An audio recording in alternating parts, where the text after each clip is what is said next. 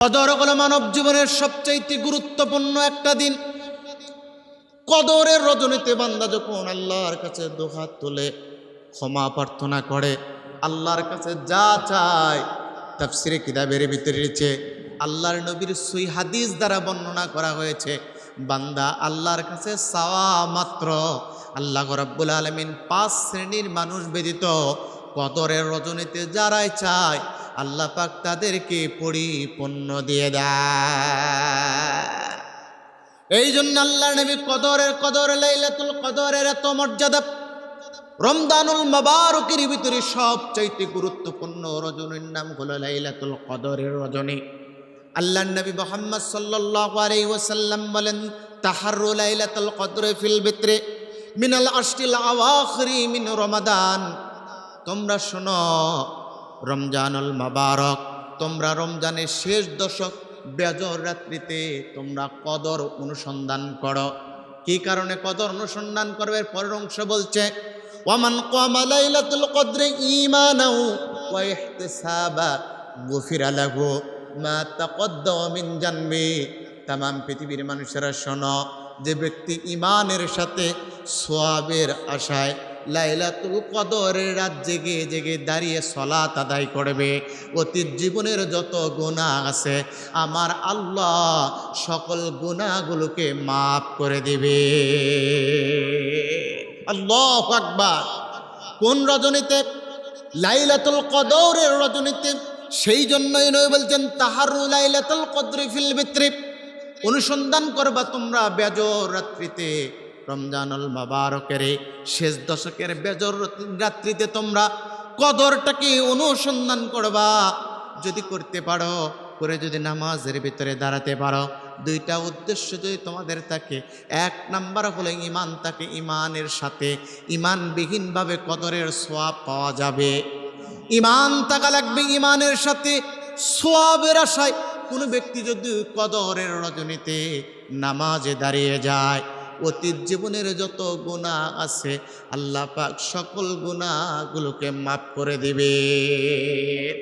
আল্লাহর নবী সাহাবাদেরকে এই কথা বর্ণনা করলেন, করার পরে বিশ্বনবী বলছেন, আমার সাহাবারা, আমি স্বপ্নে দেখেছি। শোনো, বিশ্বনবী স্বপ্নে দেখেন, আল্লাহর নবী বলছেন, ইন্নী রাআইতু আন্নী উসজুদু ফি মাইন ফি তিন ওয়া তিন। আল্লাহর নবী বলছেন, শোনো শোনো, ইন্নী রাআইতু আন্নী উসজুদু ফি মাইন ওয়া তিন, আমি স্বপ্নে দেখেছি এবং কাদা এবং পানির ভিতরে, অর্থাৎ পানি আর কাদার ভিতরে সিজদা দিচ্ছি, আমি সিজদা দিয়ে আল্লাহর ইবাদত করতেছি এই লাইলাতুল কদরের রজনীতে। শোনো শোনো, তোমরা যারা ইবাদত করতে চাও, আল্লাহর মাহবুব বান্দাতে পরিণত হতে চাও, গুনাহ খাতাগুলো মাফ করে নিতে চাও, লাইলাতুল কদরের রজনীতে দাঁড়িয়ে যাও। কোন রাত্রিতে? জোরে বলেন। লাইলাতুল কদরের রাত্রিতে দাঁড়ানো লাগবে। সেই স্বপ্নকে ইবাদতে রূপ দেওয়া লাগবে। আন আয়েশা রাদিয়াল্লাহু তাআলা আনহা قالت كان النبي صلى الله عليه وسلم إذا دخل العشر شد مئزاره وأحيا ليله وأيقظ أهله। আল্লাহর নবীর স্ত্রী আয়েশা সিদ্দিকা রাদিয়াল্লাহু তাআলা আনহা বলেন, যখন রমজানুল মুবারকের শেষ দশক আসে, আল্লাহর নবী তার লুঙ্গিটা এমনভাবে শক্ত করে গিরে দিতেন, আল্লাহর নবী কোমরের ভিতরে গুজে নিতেন বেশি বেশি ইবাদত করার জন্য। কেন? লাইলাতুল কদরে যদি কোনো ব্যক্তি পেয়ে যায়, আল্লাহর কাছে ক্ষমা প্রার্থনা করে, আল্লাহ পাক তার হাত ফেরায় না। জিন্দেগিতে যত গুনাহ করেছে আল্লাহ কদরের রজনীর বদৌলতে গুনাহগুলোকে মাফ করে দেয়। সেই রাত্রিটা আমাদের সামনের দিকে। এই রাত্রির মর্যাদা আমাদের কাছে অনেক বেশি, কারণ আল্লাহ রাব্বুল আলামিনের কাছে চাইলেই আল্লাহ কবুল করে নেয়। অন্য হাদিসের বর্ণনা এসেছে, কোন ব্যক্তি আল্লাহ রাব্বুল আলামিন ঈমানদার বান্দাদেরকে আল্লাহ রাব্বুল আলামিন ডাক দিয়ে বলেন, যাদের ঈমান আছে ওই ঈমানদার বান্দাদেরকে বলছি, শোনো, কিঞ্চিত পরিমাণ ইমানদার, তোমাদের কার রিজেক্ট নাই আমার কাছে চাও, আমি আল্লাহ পাক রিজেক্ট দিয়ে দেব। কার সম্পদ নাই আমার কাছে চাও, আমি সম্পদ দিয়ে দেব। কেউ অসুস্থতার ভিতরে আছো, আমার কাছে চাও, আমি সুস্থ করে দিব। কে বালা মুসিবতের ভিতরে আছে, আমার কাছে চাও, আমি বালা মুসিবত পুরো দূর করে দিব। কে পেরেশানির ভিতরে আছে, আমার কাছে প্রার্থনা করো, আমি রব্বুল ইজ্জত ওয়াল জালাল তোমার পেরেশানিটা দূর করে দিব। ওয়া ইযা সাআলাকা ইবাদি আন্নী ফাইন্নী করিব।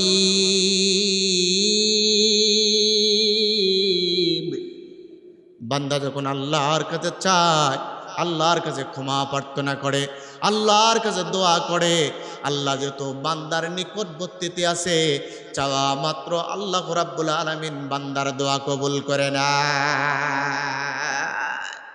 এই লাইলাতুল কদরের গুরুত্ব বলেন এখন কম না বেশি? আরো জোরে বলা লাগবে, কম না বেশি? সেই লাইলাতুল মুবারক লাইলাতুল কদরে আমরা নিজেদের গুনাহ খাতাগুলো মাফ করে নিতে চাই, আল্লাহর কাছে সম্পদ চাই, আল্লাহর কাছে সুস্থতা চাই, আল্লাহর কাছে নেক হায়াত চাই, আল্লাহর কাছে বিপদ আপদ থেকে রক্ষার জন্য প্রার্থনা করি। সব দোয়া আল্লাহ বান্দার কবুল করে নেবে। মনে রাখবেন, 5 শ্রেণীর ব্যক্তির আল্লাহ দোয়া কবুল করে নেবে, আর 5টা শ্রেণীর দোয়া আল্লাহ লাইলাতুল কদরের রজনীতে কবুল করবেন না। কয় শ্রেণীর দোয়া কবুল করবে? আরো জোরে বলেন, কয় শ্রেণী? লাইলাতুল কদরের রজনীতে 5 শ্রেণীর দোয়া আল্লাহ রাব্বুল আলামিন কবুল করবেন। হাদিসের কিতাবের ভিতরে বর্ণনা এসেছে, তাফসীরের কিতাবের ভিতরে বর্ণনা এসেছে, 5 শ্রেণীর ব্যক্তির দোয়া লাইলাতুল কদরের রজনীতে আল্লাহ পাক কবুল করে নেবে। আপনারা একটু মিলিয়ে নেন, এই 5 শ্রেণীর ভিতরে আমরা আছি নাকি? 1 নাম্বার হলো ঈমান রেখে আত্মসমর্পণের সাথে আল্লাহর ইবাদত করা। শুধুমাত্র ঈমানদার দাবি করলেই হবে না, বরং সকল কিছুতে আত্মসমর্পণ করা লাগবে। কার কাছে? যেমন আল্লাহ রাব্বুল আলামিন তার খলিল ইব্রাহিমকে বলেছিলেন, ওয়া ইয ক্বালা লাহু রাব্বুহু আসলিম ক্বালা আসলামতু লিরাব্বিল আলামিন। ও আমার খলিল, আমার কাছে আত্মসমর্পণ করো। ইব্রাহিম বললেন, এক মুহূর্ত আমি দেরি করলাম না, আসলামতু লিরাব্বিল আলামিন, বিশ্বজগতের মালিক আল্লাহর কাছে আমি আত্মসমর্পণ করলাম। মুফাসসির বলতেছে, ইব্রাহিম আত্মসমর্পণ করেছিল ব্যক্তিগত জীবন, পারিবারিক জীবন, অর্থনৈতিক জীবন, সামাজিক জীবন, রাজনৈতিক জীবন, ধর্মীয় জীবন, এমনকি রাষ্ট্রীয় জীবন, জীবনের সকল পর্যায়ে ইব্রাহিম যখন পরিচালনা করেছে জীবনটাকে, তখন সকল বিষয়ে কেবলমাত্র শুধুমাত্র আল্লাহর কাছে আত্মসমর্পণ করেছে। সুতরাং ইব্রাহিমের সন্তান দাবি করবে যারা, সকল বিষয়ে কেবলমাত্র শুধুমাত্র আল্লাহর কাছে আত্মসমর্পণ করবে তারা। ঠিক কিনা? এবার বলুন তো আপনারা, আমাদের ব্যক্তিগত জীবন থেকে রাষ্ট্রীয় জীবন পর্যন্ত সকল কিছুতে কেবলমাত্র শুধুমাত্র আত্মসমর্পণ করব কার কাছে? শর্ত যদি ইব্রাহিমের সন্তান হন। আমরা কার সন্তান? কার সন্তান? মিল্লাতা আবিকুম ইব্রাহিম ওয়া সাম্মাকুমুল মুসলিমিন। আমাদের পিতা হলো ইব্রাহিম, নাম রেখেছেন কে?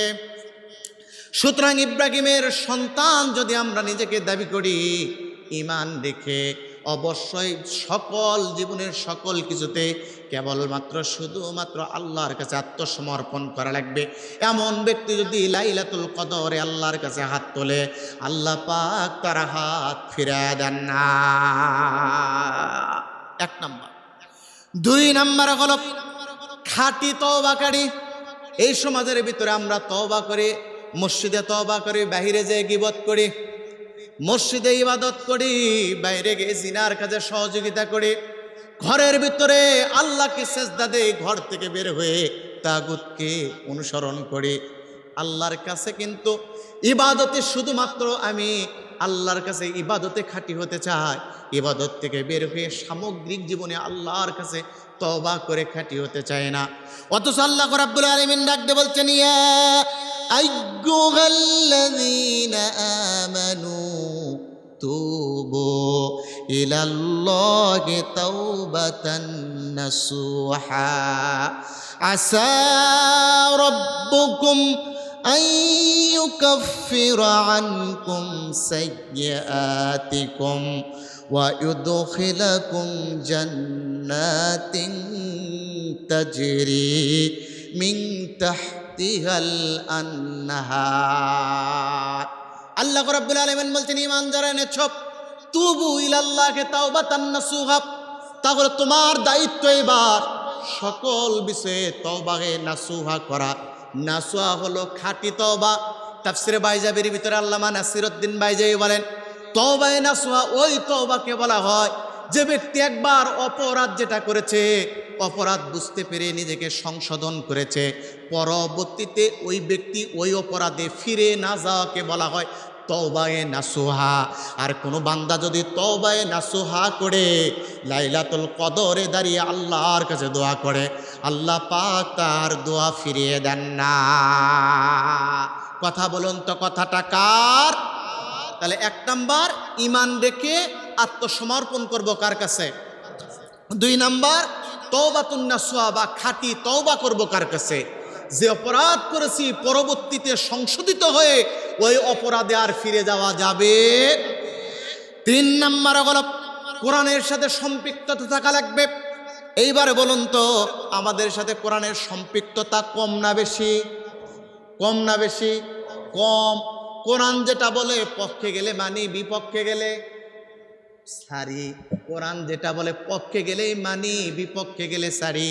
অথচ আল্লাহর নবী বলছেন শোনো, আল কোরআনু শাফিউন মুশাফফাউন ওয়া মাহিলুন মুসাদ্দাকুন মান জাআলাহু আমামাহু কাদাহু ইলাল জান্নাহ ওয়া মান জাআলা খালফাহু ওয়াসাকাহু ইলান নার। আল্লাহর নবী বলছেন কিয়ামতের ময়দানে আল্লাহর কোরআন যারা মানেন তারা শোনো, মান জাআলাহু আমামাহু কাদাহু ইলাল জান্নাহ। যে ব্যক্তি কোরআনটাকে অনুসরণ করে, কোরআনের নেতৃত্ব গ্রহণ করে, কোরআন ভিত্তিক জীবন গঠন করে, কিয়ামতের ময়দানে মুসিবতের কালে ওই কোরআন তাকে নেতৃত্ব দিয়ে দিয়ে আল্লাহর জান্নাতে নিয়ে যাবে। যে ব্যক্তি কোরআনের বিপরীত অবস্থান গ্রহণ করবে, কথা কাজে কর্মে সর্বাবস্থায় আল্লাহর কোরআনের সাথে নিজেকে সম্পৃক্ত না রেখে, কোরআন থেকে নিজেকে দূরে রেখে কোরআনের বিপক্ষে অবস্থান করবে, ওয়াসাকাহু ইলান নার। আল্লাহর নবী বলছেন ওই ব্যক্তিকেও আল্লাহর কোরআন নেতৃত্ব দিয়ে ধরে ধরে আল্লাহর জাহান্নামে নিয়ে যাবে। একটা জান্নাতের পথ আরেকটা, জোরে বলেন, একটা জান্নাতের পথ আরেকটা। জান্নাতের পথ কোরআনের সাথে থাকলেই জাহান্নামের পথ কোরআন থেকে দূরে সরে গেলে, কথা বলুন ঠিক কিনা? এই জন্য মুমিন জীবনের যত ট্রেনিংয়ের মাস, কোরআনের মাস, শিক্ষার মাস, যতক্ষণ জীবন আছে ততক্ষণ পর্যন্ত কোরআনের সাথে থাকবো। জীবন থাকবে আর কোরআনের সাথে থাকবো না, এটা মুমিনের চরিত্র হতে পারে না, ঠিক কিনা? এই জন্য 3 নম্বরে কোরআনের সাথে সম্পৃক্ত থেকে কোরআন মানবে যারা, দোয়া কবুল হবে তাদের, দোয়া কবুলের ভাগিদার হবে তারা। 4 নাম্বার হলো আত্মীয়তার সম্পর্ক রক্ষাকারী।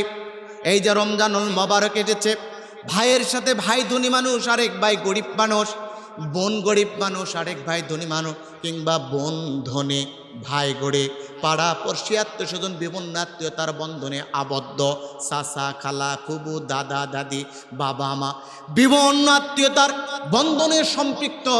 কিন্তু আপনার অর্থ আছে দেখে আপনার গরিব আত্মীয় স্বজনকে আপনি নাক ছিটকান, আপনি দেখতেই পারেন না। আপনার ক্ষমতা আছে, টাকা আছে, নিজেকে আপনি আত্ম অহংকারী করে সম্পর্কের বন্ধন ছিন্ন করেছেন। অথচ প্রথম কাতারে আপনি খানে কাবায় যে নামাজ পড়েন, তিলক লাগান, সেজদা দেন, খানে কাবায় তাওয়াফ করেন, হাজরে আসওয়াদে চুম্বন দেন, খানে কাবাতে চুম্বন দেন, রাসূলের রওজা মোবারকে দোয়া করে ক্ষমা প্রার্থনা করেন। আপনি ক্ষমা যতই প্রার্থনা করেন না কেন, সম্পর্ক যতক্ষণ ছিন্ন থাকবে ততক্ষণ পর্যন্ত আপনার জন্য আল্লাহর জান্নাত হারাম। আল্লাহর নবী মুহাম্মদ সাল্লাল্লাহু আলাইহি ওয়াসাল্লাম হাদিসের ভিতরে রয়েছে লা ইয়াদখুলুল জান্নাতা কাতিউর রাহিম, যে ব্যক্তি আত্মীয়তার বন্ধন, আত্মীয়তার সম্পর্ক ছিন্ন করে, ওই ব্যক্তি কখনো আল্লাহর জান্নাতে যাবে না। এইবার বলুন, সমাজের ভিতরে সম্পর্ক ছিন্ন কম না বেশি? আরো জোরে। সবচাইতে সম্পর্ক ছিন্ন হয় ফুবুর সাথে, যেটা আমি প্রত্যেক মসজিদে বলি। যদি স্বামীর বাড়িতে স্বামীর বোন আসে, ভাইয়েরা আসে, দেখবেন বিবির মুখ কালা, অথচ নিজের ভাই বোন যদি আসে নিজে কত আনন্দ করে। আর পুরুষও নিজের বিবির আত্মীয় স্বজনকে সাদরে গ্রহণ করে। বউ যেহেতু ভাইয়ের আত্মীয় স্বজনকে সাদরে গ্রহণ করে না, বউয়ের সাথে তাল মিলা ওই আত্মীয় স্বজনকে অ্যাভয়েড করে। আর প্রথম কাতারে এসে সিজদা দিয়ে বলে আল্লাহ ক্ষমা করে দাও। ওর সিজদা দেওয়া সারা আল্লাহর দরবারে ক্ষমা পাবে না। কথা কার? আমার, ব্যক্তির, বক্তার, না জুবান দিয়ে বলুন তো কথাটা কার? তাহলে আত্মীয়তার বন্ধন ছিন্ন করা যাবে? এই সমাজে কম না বেশি? ঘরে ঘরে এই দৃশ্য। আপনি রুবেল ভাই মনে করছেন জান্নাতি, দেখতে জান্নাতি লাগে, কিন্তু অবস্থা ভয়াবহ। 4 নাম্বার এটা। 5 নাম্বারে লাইলাতুল কদর রজনীতে কাদের দোয়া কবুল হবে না শুনে রাখুন। পিতা মাতার দোয়া কবুল হবে না। যদি দোয়া কবুল হবে, 5 নম্বরে ব্যক্তির দোয়া কবুল হবে না যারা আত্মীয়তার সম্পর্ক ছিন্ন করবে। আর দোয়া কবুল হবে তাদের যারা আত্মীয়তার সম্পর্কের বন্ধনটা জোড়া লাগাবে, অক্ষুণ্ণ রাখবে। 5 নাম্বার দোয়া কবুল হবে পিতা মাতার আনুগত্য যারা করবে। পিতা মাতার যারা আনুগত্য করবে না তাদের দোয়া কবুল হবে না, কিন্তু যারা পিতা মাতার আনুগত্য করবে আল্লাহ তাদের দোয়াটা কবুল করবে। এই সমাজের ভিতরে পিতামাতার আনুগত্য করে এমন সন্তান আছে না নাই? কম না বেশি? সংখ্যায় কম, কিন্তু পিতামাতার আনুগত্যশীল সন্তান আছে। আল্লাহর নবীর সাহাবা আলকামা জীবনে কোনোদিন মাতার উপর দিয়ে কথা বলেন নাই। শুধুমাত্র একটা দিন বিবির কথা, মায়ের কথার উপরে বিবির কথা প্রাধান্য দিয়েছিল। কয়দিন? জোরে বলেন কয়দিন? একটা দিন শুধুমাত্র প্রাধান্য দিয়েছিল।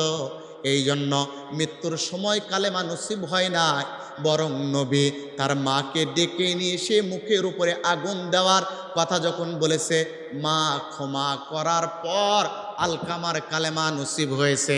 তার মানে দুনিয়ার জিন্দিগিতে পিতা মাতাকে কথা বলতে গেলে, আচরণ করতে গেলে অবশ্যই হিসাব করে করা দরকার। আপনার কথা, আপনার কাজ, আপনার কর্মে যদি আপনার পিতা মাতা, ছোট্ট সন্তানগুলো যারা আছেন তারা শুনুন, যুবক ভাইরা যারা আছেন তারা শুনুন, যারা এখনো যাদের পিতা মাতা বেঁচে আছে শুনে রাখুন মনোযোগ দিয়ে। আল্লাহর রাসূল বলছে, হুমা জান্নাতুকা ওয়া নারুকা, তোমার পিতামাতা তোমার জন্য জান্নাত, তোমার পিতামাতা তোমার জন্য জাহান্নাম। পিতামাতা যদি তোমার কাজে কর্মে সন্তুষ্ট থাকে, তুমি যদি পিতামাতার আনুগত্য করো, তোমার জন্য আল্লাহর জান্নাত। আর যদি তোমার কাজে কর্মে তোমার পিতামাতা সন্তুষ্ট না হয়, পিতামাতার আনুগত্য করো না, তুমি খানে কাবার ইমাম হওয়ার পরও তোমার স্থান হবে আল্লাহর জাহান্নাম। কয়টা দোয়া কবুল হবে? কয়টার? 1 নাম্বার, ইমান রেখে আল্লাহর কাছে আত্মসমর্পণ করবে যারা। 2 নাম্বার হলো খাঁটি তওবা করবে যারা। 3 নাম্বার হলো কোরআনের সাথে সম্পৃক্ত থাকবে যারা। 4 নাম্বার আত্মীয়তার বন্ধন ছিন্ন করবে না, বরং অটুট রাখবে যারা। 5 নাম্বারে পিতা মাতার আনুগত্য করবে যারা। এই 5টা। আর লাইলাতুল কদরের রজনীতে অপর সিস্টেম, অপর পৃষ্ঠায় দেখুন, লাইলাতুল কদরের রজনীতে 5 শ্রেণীর ব্যক্তির দোয়া আল্লাহ রাব্বুল আলামিন কবুল করবে না। তাফসিরে কিতাবের ভিতরে রয়েছে ওদের দাড়ি থাকবে, টুপি থাকবে, জুব্বা থাকবে, পাঞ্জাবি থাকবে, সুললিত কণ্ঠ থাকবে, মানুষকে বোঝানোর সক্ষমতা থাকবে, মানুষ দেখতে তাকে আল্লাহর ওলি মনে করবে, জান্নাতি মানুষ মনে করবে, সমাজের ভিতরে নম্র ভদ্র শালীন মনে করবে। কিন্তু এই 5টি অপরাধের যে কোনো একটা অপরাধ তার ভিতরে থাকার কারণে ওই ব্যক্তির দোয়া কবুল হয় নাই, বরং ব্যক্তিটা আল্লাহর জাহান্নামের জন্য উপযুক্ত। কোথায়? জাহান্নামের জন্য উপযুক্ত। এই ব্যক্তির দোয়া কবুল হয় না। এদের সংখ্যা হলো 5।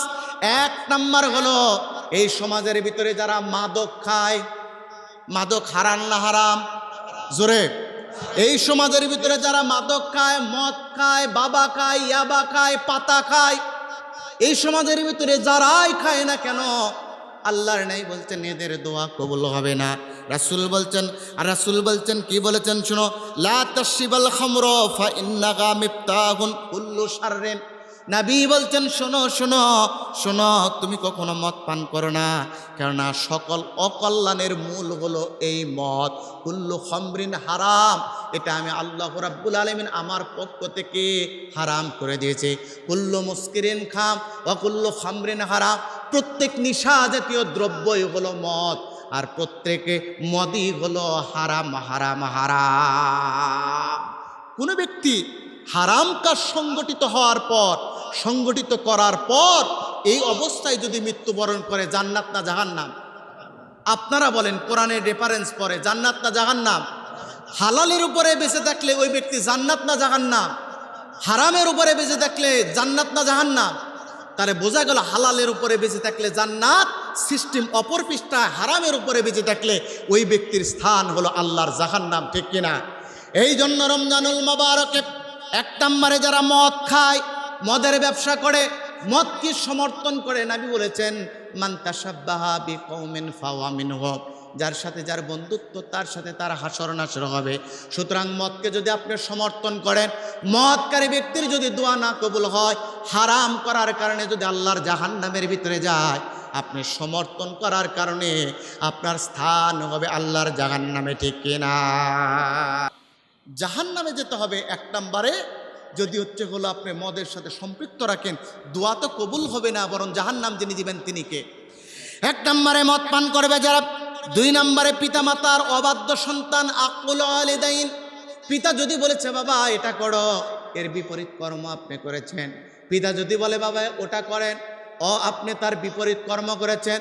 পিতা বলে যেটা, আপনি বিপরীতমুখী অবস্থান গ্রহণ করেন সেটা। মনে রাখবেন, পিতামাতার অবাধ্য হলেন আকুল ওয়ালিদাইন, যারা পিতামাতার অবাধ্য সন্তান, আল্লাহর বিধিবিধান মানেও না, আল্লাহর কথা অনুযায়ী পিতার আনুগত্য করে না, ওই সন্তান লাইলাতুল কদর রজনীতে যতই পাক না কেন, লাইলাতুল কদর রজনী যতই পেয়ে যাক না কেন, তার দোয়া আল্লাহর দরবারে কবুল হবে না। আল্লাহ রাব্বুল আলামিন বলছে ইন্নাল্লাহা হাররামা আলাইকুম উকুকুল উম্মাহাত। পিতামাতার অবাধ্য হওয়া আল্লাহ পাক হারাম করে দিয়েছেন। কার বলেন? জোরে বলেন। পিতামাতার অবাধ্য হওয়া আল্লাহ পাক হারাম করে দিয়েছেন। অথচ আপনার আজকে টাকা আছে, পয়সা আছে, শরীরে শক্তি আছে, ব্যবসা বাণিজ্য আছে, এমনকি চাকরি আছে, বাকরি আছে, পিতামাতা বৃদ্ধ হয়ে গেছে, পিতার নাম রেখেছেন বুড়া আর মাতার নাম রেখেছেন আপনি বুড়ি। বুড়ি আর আপনাকে শক্তি দেখাতে পারে না, এই জন্য পিতামাতার আনুগত্য করেন না। আপনার শক্তি থাকার পরও ওই শক্তিহীনদের বিপক্ষে যাওয়ার কারণে আপনার দোয়া আল্লাহর দরবারে কবুল হবে না। এবার বলুন তো, পিতামাতা যদি দুর্বল হয়, ওই দুর্বল পিতামাতার বিরুদ্ধে যাওয়া যাবে না। এরপরে 3 নাম্বার হলো ওই যে আত্মীয়তার বন্ধন ছিন্নকারী। 4 নাম্বার ইচ্ছাকৃতভাবে নামাজ পরিত্যাগকারী। সমাজে আছে না নাই? ইচ্ছাকৃতভাবে অসংখ্য ব্যক্তি আছে নামাজ পরিত্যাগকারী। 5 নাম্বার মুসলমানের সাথে সম্পর্ক ছিন্নকারী। এক মুসলমান ভাই আরেক মুসলমান ভাইয়ের কখনো সম্পর্ক ছিন্ন করতে পারে? ওয়াল আফিনা আনিন নাস, মুসলমান ভাইকে ভুল করেছে তুমি ক্ষমা করে দাও, ভুল করেছে বুকের ভিতর জড়ায় নাও, এই বলে মুসলমান ভাইকে দূরে ঠেলে দিয়ে যদি আপনি আল্লাহর দরবারে দোয়া করেন, আপনার দোয়া কবুল হবে না। এটা কোন সময়ে? লাইলাতুল, জোরে বলেন লাইলাতুল কদরে